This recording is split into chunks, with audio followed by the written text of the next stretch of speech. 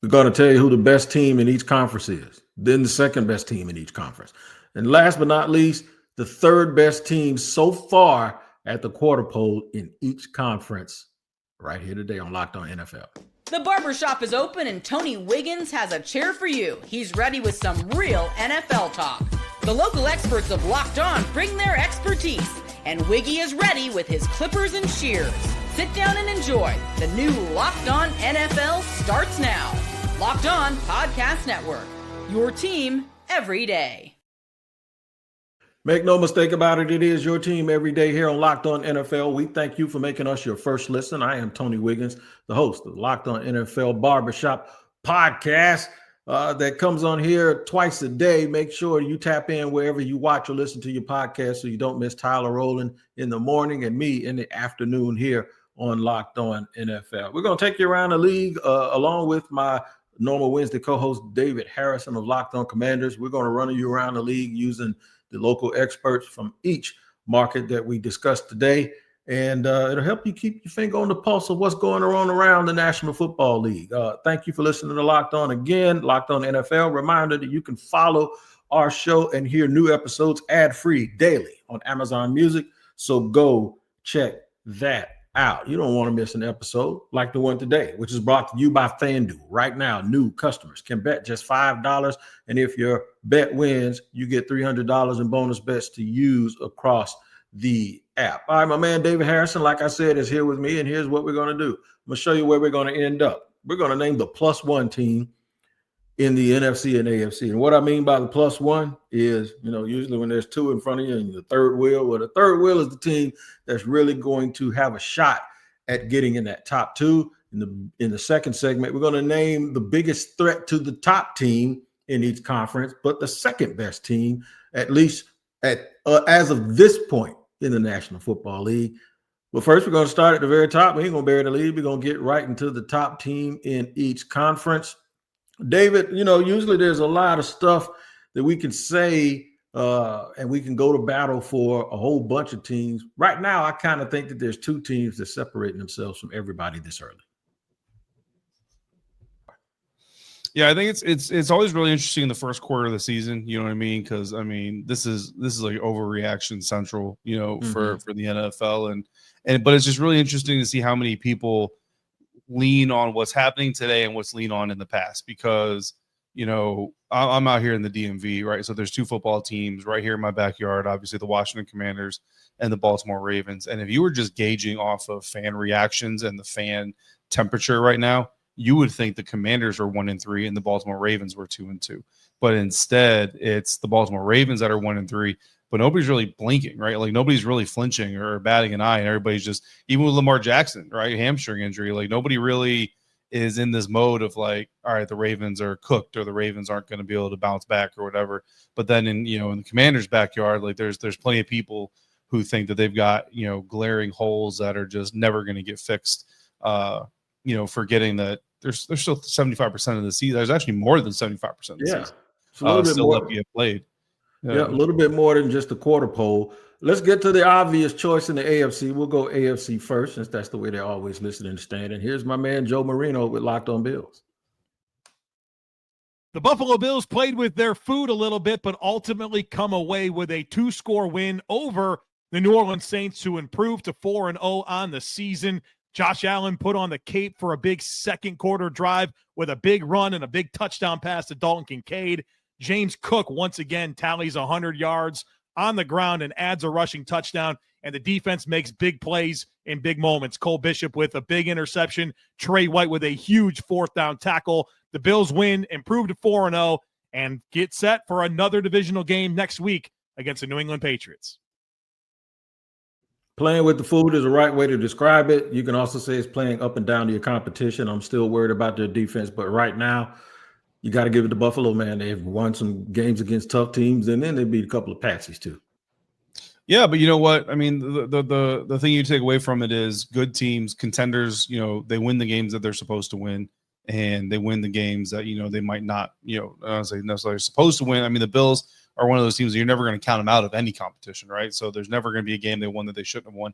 But right now, I mean, they've got a 43-point net, positive net profit through 4 games. That's over 10 points per game on average that they're beating teams by so far in the first quarter of the season. That doesn't happen by mistake. You don't stumble into that kind of a performance. And I think that when you look at who they are, what they've been able to do, and you know this, like I've been one of the big criticizers of the Buffalo Bills, especially on how they roster build and some of the things that I think they don't do very well. But whatever it is, and I know we're getting this conversation in the NFC, it doesn't matter how pretty, how sexy it's happening. The bottom line is they're 4-0 and they're doing it on average with a 2-score lead. So that's dominant football. Like that's dominant football every week of the season.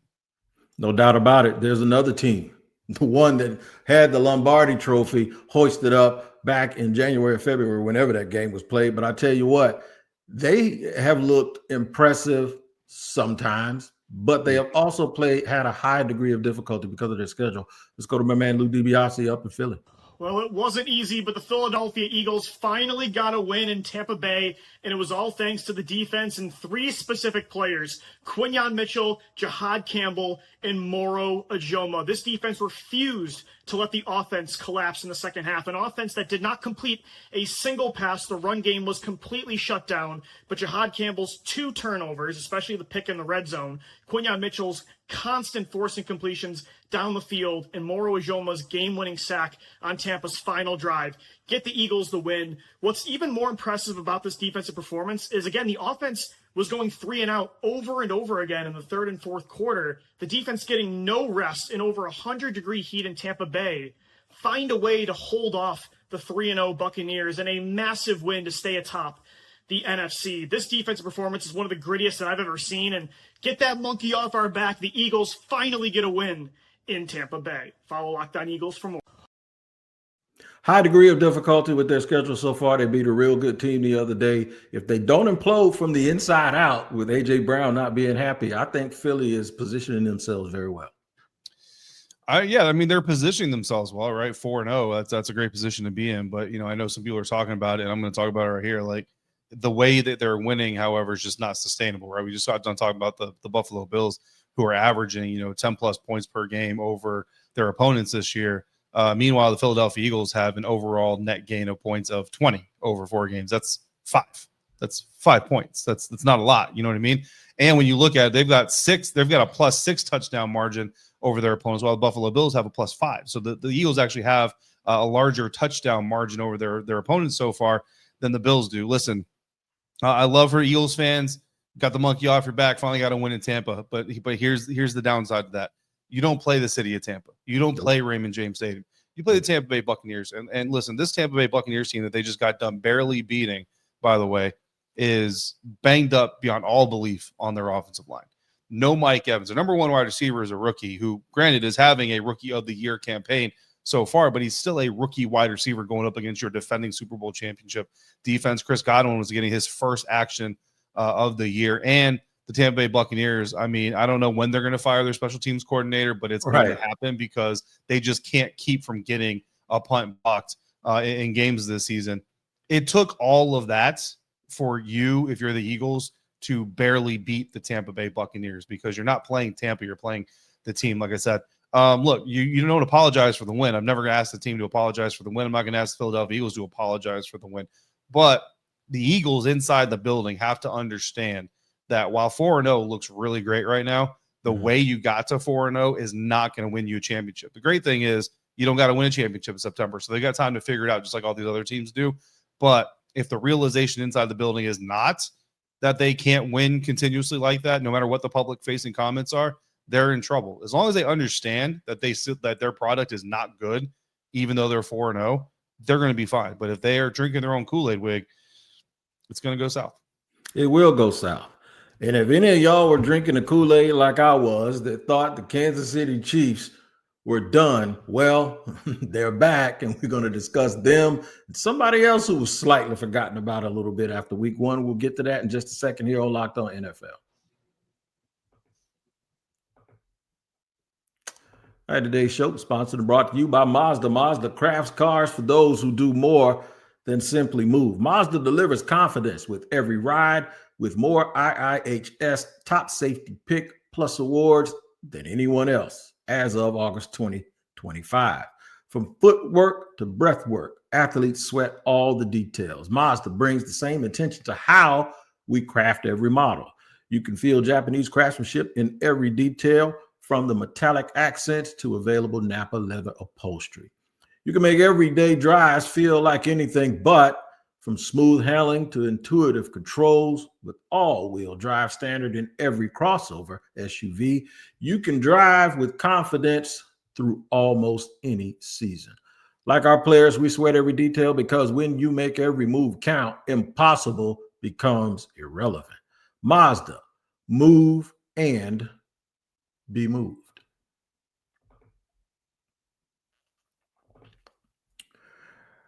All right, rolling along here on Locked On NFL. It is your team every day, of course. Talking about the best teams, we've already named the Bills and the Eagles.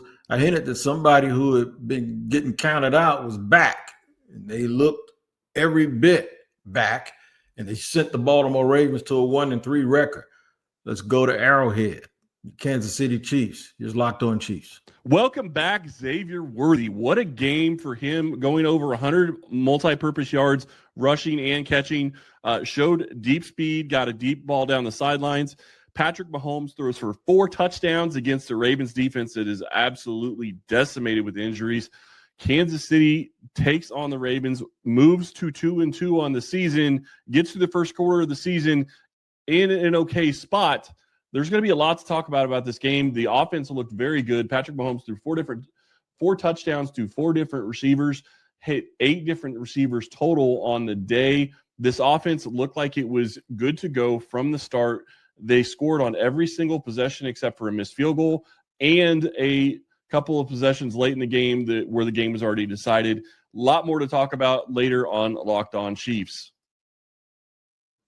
Look, people will make all of this about the offense, and rightfully so, because Patrick Mahomes had not looked like Patrick Mahomes early in the year without the receiver weapons. And they're going to get Rashee Rice back in a couple of weeks. But it was their defense the other day. Their defense held Baltimore, even though Baltimore has been struggling. Baltimore lost some games when their offense scored 40 points and 30-some-odd points. They were held down the other day, and Lamar Jackson was held in check, at least until he checked out because of a hamstring injury. You think the Chiefs are back, or was this about the Ravens just kind of not being the Ravens that we're used to? I think it's a little bit more about the Ravens. I think the Ravens are suffering from some fatigue, and you'll remember this way. It wasn't that long ago that people were wondering if the Ravens were going to move on from Harbaugh, because we just got to shake this up, and maybe we just need to change the temperature and all this stuff. Not that you're not a good coach, but just maybe it's just time to kind of reset, right? And I'm not saying that's where the Ravens are, but if you watch the Ravens this season, they're not in sync. They're not a team. Like, the amount of continuity they should have, and I know they've had some coaching staff changeover and all that stuff, but the amount of continuity this team should have and the comfortability that they should be playing with is not there. It very much looks like a team that's just out of step with each other. The Kansas City Chiefs, though, even when they were stumbling out the blocks with the injuries and everything else, they still looked like the Chiefs. You watch the Chiefs play, and even when they were losing, they lost to the Chargers, all that stuff, you recognize them. I don't recognize this Baltimore Ravens team. I think there's an identity crisis going on in Baltimore. So that's much more concerning to me than anything that was going on with the Chiefs beforehand. So I think, look, the Ravens aren't done, right? Again, it's only week 4. We're entering week 5. But I don't know, man. It just feels like it's a lot more effort for the Ravens to be not very good so far than what it should be. Yeah, and I did a show yesterday. I said, Dear John, I was talking about John Harbaugh. If Lamar Jackson had to basically give him a vote of confidence a couple of years ago when he signed a contract extension, that was prior to all of these close losses they keep having to the elite teams of the National Football League. And all of those games were close. This one wasn't. I agree with you. Sometimes, as 2 veterans, we realize you get happy when the commander, he knows your name, and he gets promoted, and then there's a staff change. And he doesn't know anybody. He or she comes in, they don't know anybody. And everybody's shaking in their boots because, you know what? We got to do things my way. And I just think sometimes the message gets a little bit stale. And moving on from Baltimore and going now to Detroit, I was worried that the kneecap eating and the intensity of Dan Campbell, along with some attrition on the offensive line and their coaches leaving, I was worried that at some point maybe they wouldn't be. And we got one listener that's been getting on us every Wednesday, too, when we talk about the Detroit Lions. But it doesn't seem like that's the case. It seemed like they got their footing back after not looking good in week one. Here's my man, Matt Derry, to talk about the team that I think right now is sitting in the second spot in the NFC. All right, Lions get to 3-1. Big win today against the Browns, 34-10. Matt Derry with you, Locked On Lions. We'll have a full podcast a little bit later on this evening. Big story in this game. Look, the Browns defense was really good. The Lions couldn't run the football at all today. They outlasted the Browns with strip sacks by Aiden Hutchinson, a Khalif Raymond punt return. But the big story is DJ Reed's hamstring injury. Hopefully he's all right, and it's not a long-term injury, because losing DJ Reed would be a huge loss for this team, who already lost Terrion Arnold earlier in the game. Jared Goff, couple of touchdown passes to Amon-Ra St. Brown today. The Browns' offense is horrible. But the Lions get the win. That's 3 in a row. My man was in the turnstiles. He was all up still in the stadium after that game, but I think he's right. The one thing I've been really impressed with, believe it or not, is Jared Goff, because even though their running game went ballistic on Monday night against the Ravens and they didn't have as much success, they've shown a different way to win. Jared Goff has looked really, really good throwing the ball to those wide receivers and to the running backs, and he's really impressed me this year. Yeah, look, we've been talking all offseason about this Lions team, and I've been saying over and over again, right? These two new coordinators matter.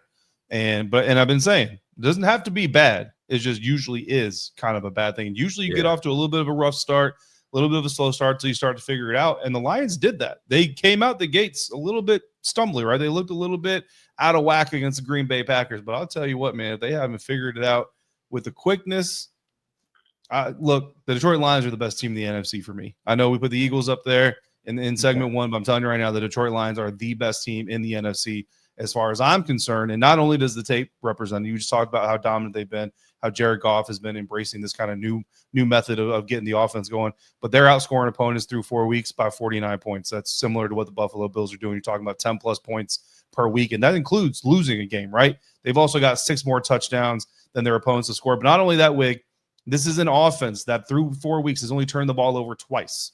This is in the stages of getting comfortable within a new system. This is when the turnover should be happening more, right? And I'm not going to sit here and say they're not going to turn the ball over more than twice for the rest of the season, because that's probably not likely. But it just kind of shows you how efficient they're also playing as they're still learning this system. Like, don't get it twisted. This isn't like, oh, they got to figure it out, they're just done. I know I said that, but they're still learning each other. The coordinator's still learning his offense. The offense is still learning the system.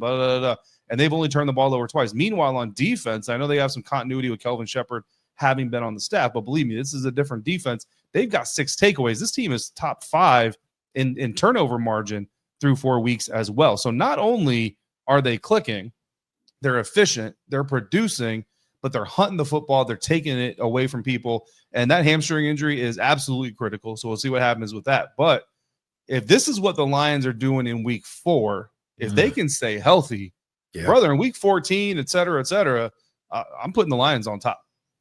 Yep, right where a lot of people had them before all of those injuries decimated them last year. And even with those injuries, people still expected them and the Eagles to bump heads in the NFC Championship game last year, and that did not happen. It was a team that a certain friend of mine covers that made sure it did not happen. Hey, funny enough, I didn't have the Lions as the best team in the NFC last year. So I actually had the Eagles at that point because of all of those injuries. One of the teams that we all believe is good, at least I do, are the Rams. I still think they're good. They lost a very close game, a very hard contested game in week 3, came back and beat the team that we're going to surprisingly put as the third wheel along with them in just a second here on Locked On NFL. It's all about FanDuel, man. It has started. The season is here. You're 4 games in. And I hope you won some money. If you haven't, we got an offer we don't want you to miss. Right now, new customers can bet just $5 and get $300 in bonus bets if you win. That's right. Pick a bet, put down $5, and if it hits, you'll unlock $300 in bonus bets to use across the app. I tell you right now, you better take A.J. Brown. Whatever Philly has to do to get him the ball this week, that's what they're going to do, because he is disgruntled, and that means they're going to score a lot of points. So I'll take Philly no matter who they're lining up against. And whether you're a casual fan or love diving into those stats like I just did, FanDuel makes the game day experience so much better. It makes watching football even more exciting when you got a little something riding on the action. So what are you waiting for? Visit FanDuel.com to download the FanDuel app today and get started.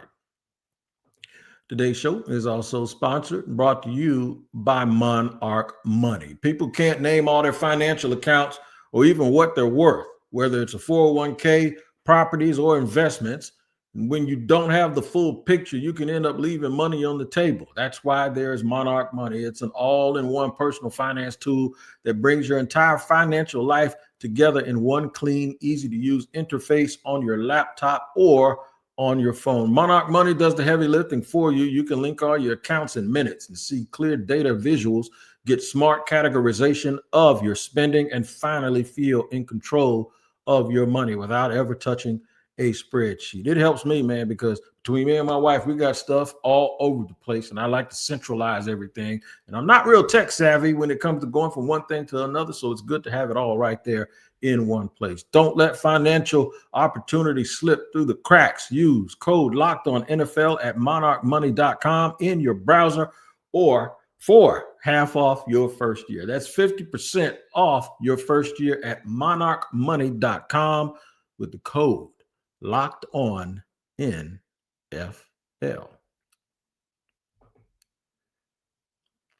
All right, we're going to move and groove right here and get to the third wheel. We basically told you who they are. It's the Rams and the surprising Colts. We're going to hear from Locked On Rams first. No surprise that they are there. Maybe how they got there is a little bit surprising. Check this out.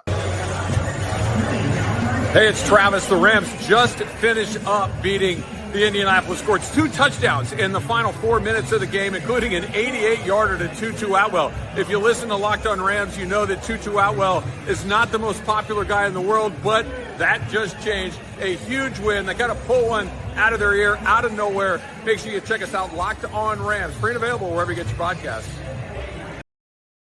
Another immediately after the game report. That's what we do here on Locked On NFL and across the network. The littlest guy made a big play at the end of the game and secured a victory. Now the Rams ain't out of trouble yet. Matthew Stafford, he's getting older and he probably wakes up and pulls something. Devontae Adams played the other day with a hamstring issue, but their defense is surprisingly playing better than I thought they would at this stage of the year.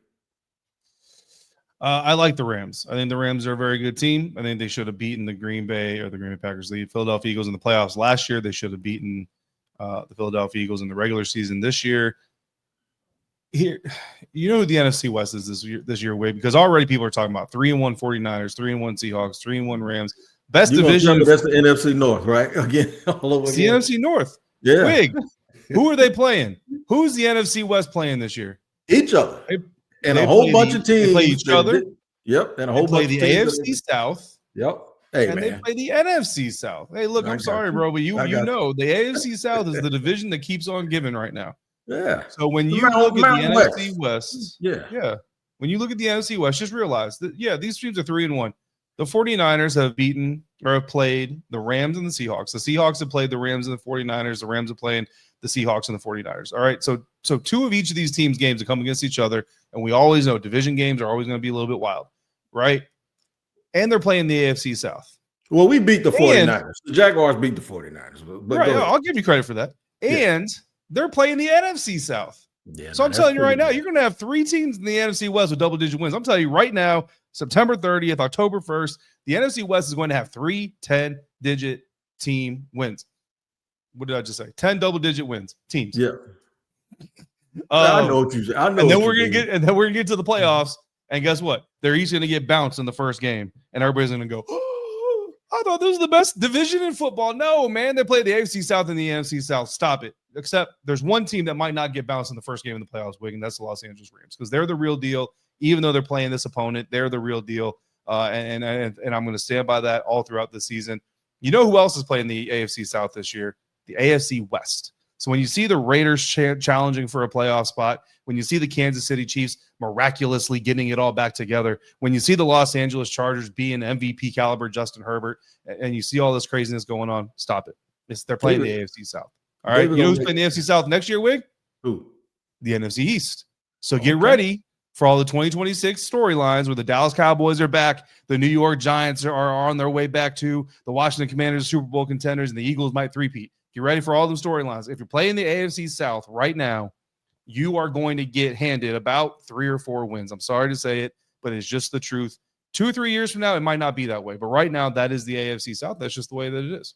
So there's like 3 divisions full of teams that got people that's going to hate us now. That's all right, David. Ain't no problem. No, he's just being honest with you. He's just giving his opinion, I feel. But the AFC South got something to say. I feel like Outcast at the Source Awards in 1993.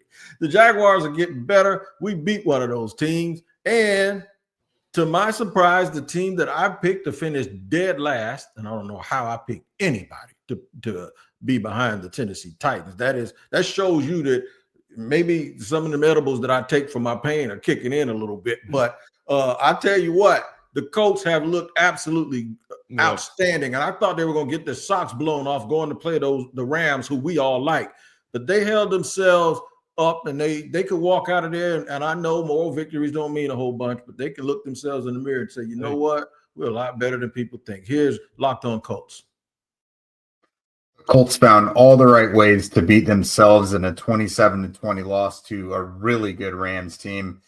Here the Colts are. After starting out undefeated, they are now 3-1. In the grand scheme of things, not the end of the world. This is a loss to an NFC team. It's not going to factor into any tiebreakers. But the fact of the matter is, when you've got control of a game, when you should win a game, to choke it away can just be unacceptable. Listen. Yep.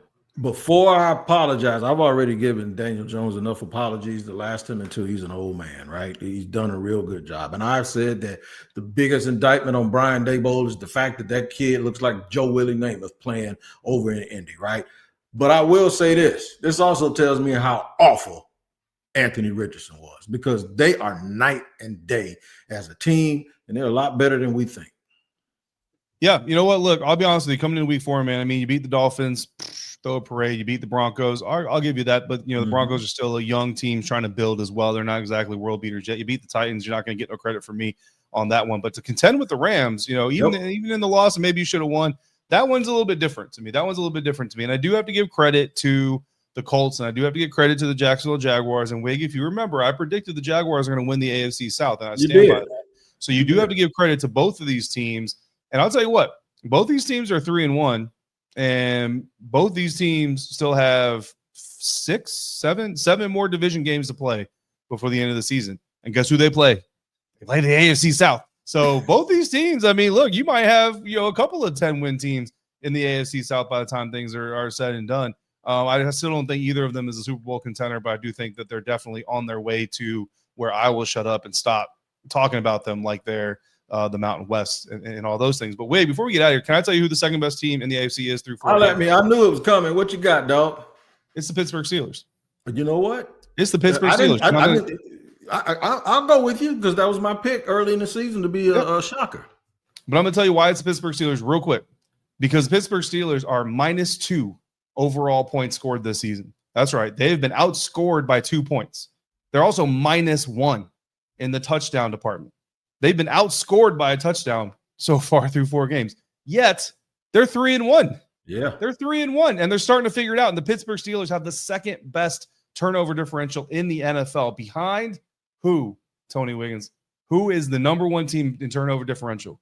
Jacksonville. Jacksonville. That's right, baby. Jaguars. That's right. The future AFC South division champions are number 1 in turnover differential. The future AFC North champions, second best team in the AFC, are second in turnover differential. They're both going to be chasing the Bills while the Baltimore Ravens play with their wild card spot, while the Kansas City Chiefs rep the AFC West again, and the Los Angeles Chargers and the Las Vegas Raiders try to make magic happen. That's what's going to happen at the end of the season. I'm telling you this on October 1st. You had to get the Steelers early because they had a lot of new moving parts on offense and defense. But once those dudes start coming together and trusting each other, Philip Gainwell up there looking like he's going to be a superstar up there in Pittsburgh. I'm telling you, you're right. You cannot count them out. You can also not count out Locked On NFL, because Tyler Rowland will wake you up in the AM like a double shot of espresso here on our network with the use of local experts, just like here on the Barbershop, that slides back in the afternoon each time. Make sure you do not miss an episode wherever you watch or listen to your podcast. We appreciate you spending 30 minutes with us here today. Come back tomorrow and we'll do the same thing.